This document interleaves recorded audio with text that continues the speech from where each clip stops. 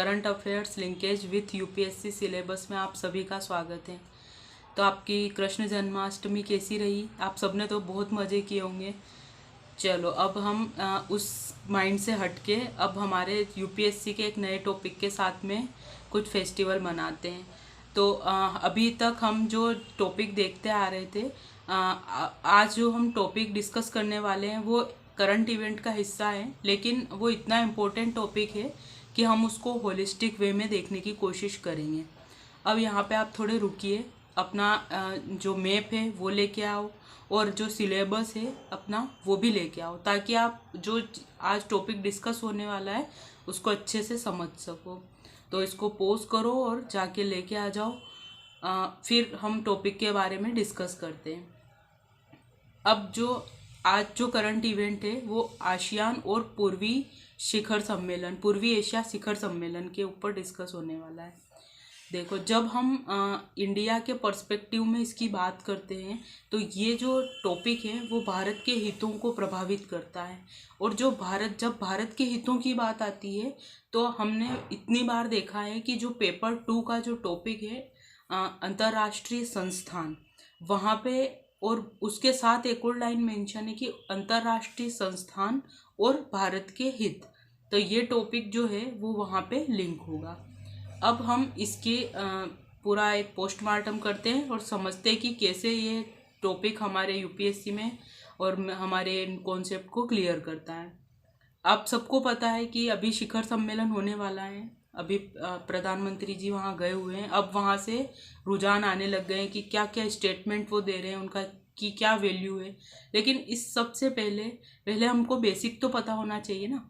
पहले अगर बेसिक पता नहीं है हमको तो हम उस पे अगर हमने नींव ही नहीं डाली है तो हम बिल्डिंग कैसे खड़ी करेंगे।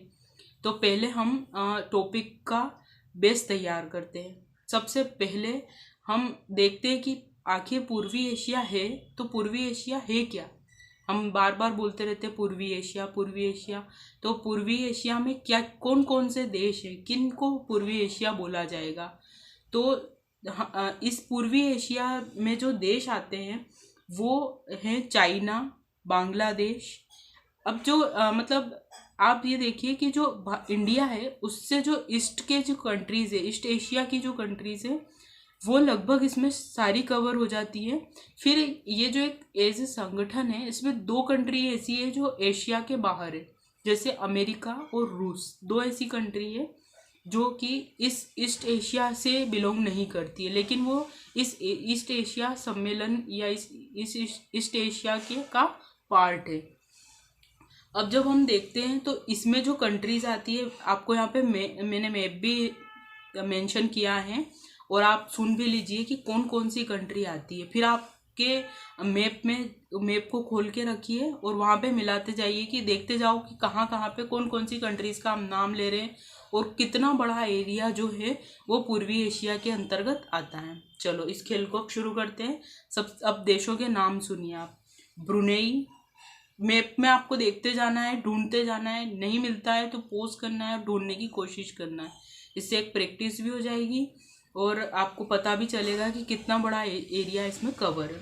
सबसे पहला देश है ब्रुनेई, फिर Cambodia, Indonesia, Laos, Malaysia, Myanmar, Philippines, Singapore, Thailand, Vietnam, Bharat, चीन, जापान, कोरिया गणराज्य। सिर्फ कोरिया नहीं है इसमें, साउथ और नॉर्थ कोरिया नहीं की बात नहीं हो रही है, कोरिया गणराज्य। ऑस्ट्रेलिया, न्यूजीलैंड, अमेरिका और रूस, ये इतनी सारी कंट्रीज़ मिला के पूर्वी एशिया बनता है। अब अमेरिका और रूस 2 ऐसे हैं, रूस जिसमें से उसका कुछ पार्ट जो है एशिया का हिस्सा है तो उसको तो फिर भी हम उसमें ले सकते हैं, लेकिन अमेरिका बिल्कुल आउट ऑफ जाता है इससे। तो ये हमने देखा कि कौन सा एरिया है जो पूर्वी एशिया कहलाता है। अब हम देखेंगे कि क्यों हम इसको इतना इम्पोर्टेंट मान रहे हैं, इसकी इम्पोर्टेंस क्यों है हमारे लिए पूर्वी एशिया की। अब हम इसके बारे में बात करते हैं कि इंडिया या हमारा जो देश है वो इसके ऊपर क्यों इतना फोकस्ड है। हम जब पहले के सिनेरियो में जाते हैं तो हमारी जो पॉलिसी थी, हमारी जो फॉरेन पॉलिसी थी वो थी लुक ईस्ट पॉलिसी। हम वहाँ के हितों से सिर्फ प्रभावित होते थे, या वहाँ से जो बेनिफिट ले सकते थे वहाँ से थोड़े बिल्कुल कम मात्रा में हमारा संपर्क था, ज़्यादा इतना इंटरफियरेंस इन्वॉल्वमेंट्स नहीं था। अब हमारी पॉलिसी 2014-15 के बाद बदल के हो गई है एक्ट ईस्ट पॉलिसी। अब हम उन कंट्रीज़ में अपना फुल इन्वॉल्वमेंट रखते हैं, वहाँ के जो भी हित हैं उनसे प्रभावित होते हैं, वहाँ से हमारे ट्रेड होते हैं, वहाँ पे हमारे डायस्पोरा मेंटेन करते हैं, वहाँ हम मार्केट एक इम्पोर्टेंट मार्केट है, हमारी अर्थव्यवस्था में उनकी बहुत बड़ी इम्पोर्टेंस अब बढ़ती जा रही है। और ऐसा क्यों है ये भी हम धीरे धीरे जानेंगे। तो आपको ये समझ में आ गया कि पूर्वी एशिया जो है वो हमारे लिए क्यों इम्पोर्टेंट है। अब हम देखते हैं कि इस पूर्वी एशिया की जो इतनी इम्पोर्टेंस का दूसरे देशों के लिए क्यों है। या तो हमने हमारे पर्सपेक्टिव से देखा, अब हम देखेंगे कि अदर कंट्रीज जो हैं वो क्यों, अमेरिका जो है वो क्यों इन्वॉल्वमेंट रख रहा है, रशिया क्यों इतना इंटरेस्टेड है, तो वो हम देखने की कोशिश करेंगे। इसकी जो स्थापना थी वो 2005 में हुई थी।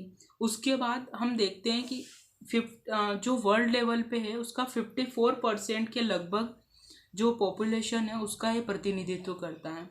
मतलब लगभग आधे से भी ज़्यादा की जो पॉपुलेशन है वो इसमें इन्वॉल्व है, जिसमें से दो बड़ी कंट्रीज तो इंडिया और चाइना खुद है, और उसके बाद टोटल पॉपुलेशन जो वर्ल्ड लेवल पे उसका आधे से ज़्यादा प्रतिनिधित्व, मतलब कि बहुत ज़्यादा, जो कि श्रम बाजार के लिए बहुत इम्पोर्टेंस रखता है। उसके बाद जो वर्ल्ड की जो जीडीपी है उसका लगभग 58% भागीदारी यहाँ से होती है, वो भी आधे से ज़्यादा हो रही है। और सबसे बड़ी बात जो है, जो विश्व अर्थव्यवस्था है उसका तीसरा ध्रुव इसको कह सकते हैं हम, क्योंकि अब के सिनेरियो में जो इमर्जिंग कंट्रीज बन के उभर रही हैं, इमर्जिंग अर्थव्यवस्था जो आ रही है वो इसी एरिया से आ रही है। हम चाहे भारत की बात ले लें, चाहे चाइना, चाहे वियतनाम। हमने देखा कि जब सबको ये लग रहा था कि इंडिया इमर्ज करेगा, या जब चाइना से जो कंपनियां छोड़ रही थी अपना मार्केट वहाँ से हटा रही थी, तो हम सोचते थे कि हमारी तरफ अट्रैक्ट होगी कंपनियां और हमारी अर्थव्यवस्था में इन्वेस्टमेंट करेगी। लेकिन हमने देखा कि वो किस तरीके से लाओस और वियतनाम की तरफ डाइवर्ट हो गई। तो कहीं ना कहीं वो भी एक, लाओस और वियतनाम छोटा देश होते हुए भी कितना इमर्जिंग कंट्रीज बन रहे हैं। ऐसे हम जापान को देखते हैं, वो अपने आप में अपनी एक छाप लगा के बैठा हुआ है। तो इस तरीके से इसलिए इसका बहुत महत्व है। एक और महत्व इसका इस पर्सपेक्टिव से है कि जब हम पूर्वी एशिया की बात करते हैं तो वहाँ पे दक्षिण चीन सागर और प्रशांत महासागर और हिंद महासागर, ये तीनों महासागर हैं इस एरिया में, और इनका जो बेस है, इनका जो ट्रेड में जो हिस्सेदारी है वो बहुत बड़ी है। यहाँ पे इनका ट्रेड जो होते हैं आपस में, या इनके जो रूट्स बने हुए हैं उनका इन्वॉल्वमेंट ज़्यादा है, और ये इस चक्कर में बहुत ज़्यादा इम्पोर्टेंट हो जाता है ये एरिया। यहाँ पे क्योंकि कुछ भी हलचल होती है तो उसका डायरेक्ट प्रभाव इन महासागर में से जो होने वाला ट्रेड है उस पर पड़ता है। इसलिए ये हमको जानना बहुत ज़रूरी है कि क्यों पूर्वी एशिया के साथ में जो कंट्रीज़ हैं उनके संतुलन, उनके जो संपर्क हैं वो स्ट्रोंग रहने चाहिए। अब हम बात करेंगे कि जो पूर्वी एशिया है उसके सामने चैलेंजेस क्या हैं, क्यों इस पूर्वी एशिया सम्मेलन में ये एक इम्पोर्टेंट एस्पेक्ट होते हुए भी इसमें ये इतना अपना इन्वॉल्वमेंट नहीं दे पाता है या इतनी भूमिका नहीं निभा पा रहा है। सबसे बड़ी चुनौती है संबंधों में मतभेद होना। सबसे पहले चीन और जापान के बीच संबंधों में मतभेद है, जो कि दक्षिण चीन सागर को लेके है। भारत और चाइना हमेशा से एक मतभेद, इनमें तनाव बना रहता है, चाहे सीमा विवाद को लेके हो या अदर एस्पेक्ट्स में। अभी हम नया इमर्जिंग देख रहे हैं, अमेरिका और चाइना दोनों अपने कंपटीशन के चक्कर में हमेशा टसल में रहते हैं। ये एक जो इनके सदस्यों के बीच में ही जो तनाव है, ऐसे नॉर्थ कोरिया, साउथ कोरिया, तो ये जो मतभेद बने हुए हैं ये इसको एक मजबूत संगठन बनने से रोकते हैं। दूसरी इसकी जो सबसे बड़ी चुनौती है वो है दक्षिण चीन सागर, और उसमें चीन का जो हस्तक्षेप है। जैसे चीन जो है वो अंतर्राष्ट्रीय कानूनों को बिना माने यहाँ पे अपना इन्वॉल्वमेंट दिखाता है, और उस वहाँ पे जो अदर देश हैं उनके हितों को प्रभावित करता है। तो ये मुद्दा भी जो होता है वो रिश्तों को मजबूत करने की बजाय तोड़ता है। और दक्षिण चीन सागर जो कि व्यापार के पर्सपेक्टिव से एक जलमार्ग है, इम्पोर्टेंट व्यस्त जलमार्ग है, वहाँ पे व्यापार को प्रतिबंधित करता है। फिर अगला है चीन की आक्रामक नीति। चीन जो है वो अभी एक इमर्जिंग अर्थव्यवस्था बनने के लिए और कंपटीशन को बढ़ावा देने के लिए कूटनीतिक अपनी रणनीति अपनाता है। और वो हिंद महासागर, प्रशांत महासागर और दक्षिण चीन सागर तीनों जगह पे अपनी कूटनीति के चलते हुए वहाँ के व्यापार को प्रभावित करता है, क्योंकि उसकी कुछ भी एक्शन से रिएक्शन आता है अदर कंट्रीज़ का, और जैसे ही रिएक्शन जनरेट होते हैं कहीं ना कहीं व्यापार साइड हो जाता है। तो एक चीन की कूटनीति या आक्रामक नीति इसमें एक चैलेंज है।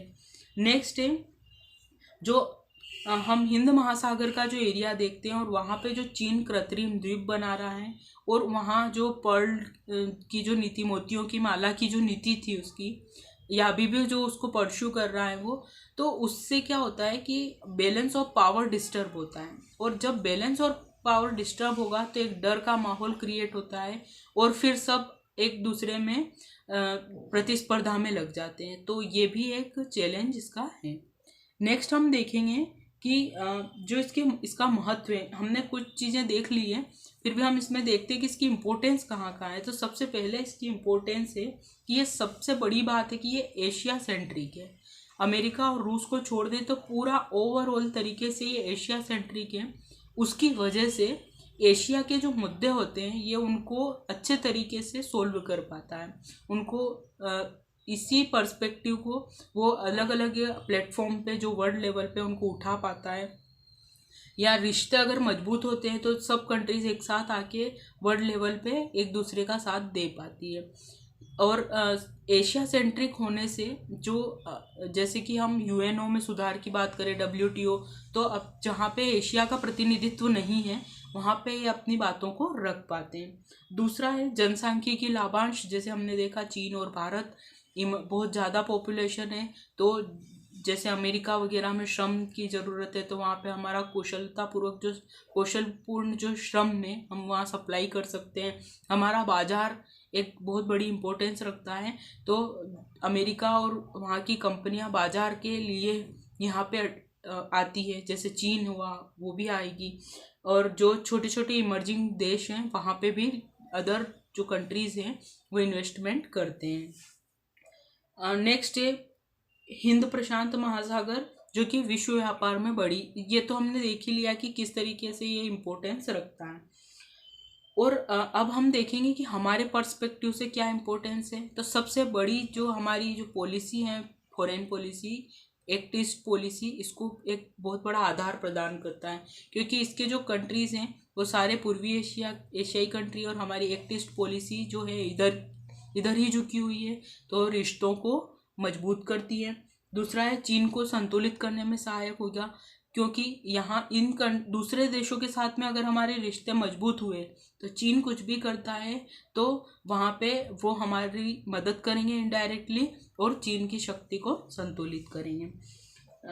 नेक्स्ट है हमारा जो सर्विस सेक्टर है और आईटी, ये हमारी एक पावर है, और इसको जो मजबूती देते हैं जापान, कोरिया जैसे देश, क्योंकि वहाँ से हम टेक्नोलॉजी को उठाते हैं, हमारी नॉलेज पावर का यूज़ करते हैं और नई नई चीज़ें हम जनरेट करते हैं। तो ये हमारे लिए इम्पोर्टेंस रखता है। फिर है दक्षिण चीन सागर की स्वतंत्रता। उसकी हमारे लिए इम्पोर्टेंस ये है कि हमारा जो व्यापार है वो वहाँ से होता है, और वो हमारे लिए बहुत ज़रूरी भी है।